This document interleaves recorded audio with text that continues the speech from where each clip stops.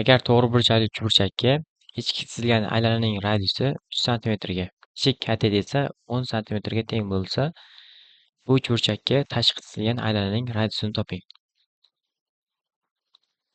ABC to'g'ri burchakli uchburchak berilgan bizga.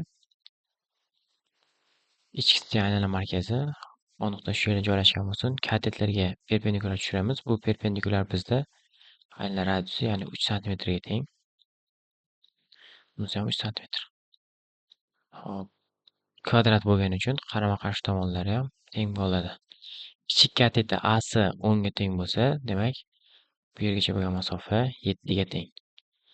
Bir nuqtadan chiqqan urinmalar teng bo'lgani uchun bu yergacha bo'lgan masofa ham 7 ga teng. Buni x bilan belgilagan bo'lsak, bunisi ham bizda x ga teng.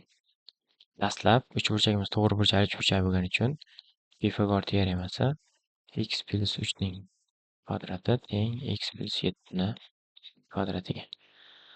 100 plus x kvadrat plus 6x plus 9 teng x kvadrat 14x plus 7 ga. X kvadratlar o'zaro yechib ketadi.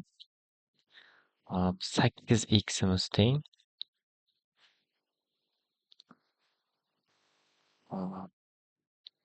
shu yerda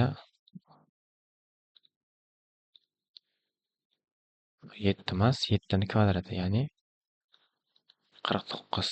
Bu tomonga o'tsa 70, x imiz teng 15 taqsim 2 ga. Ikkinchi ishimiz tashqi chizilgan aylana radiusi gipotenzani yarmiga teng, AB ni yarmi. AB imiz ham bizda 7 plus 15 taqsim 2 taqsim 2 ga teng. 29 taqsim 4.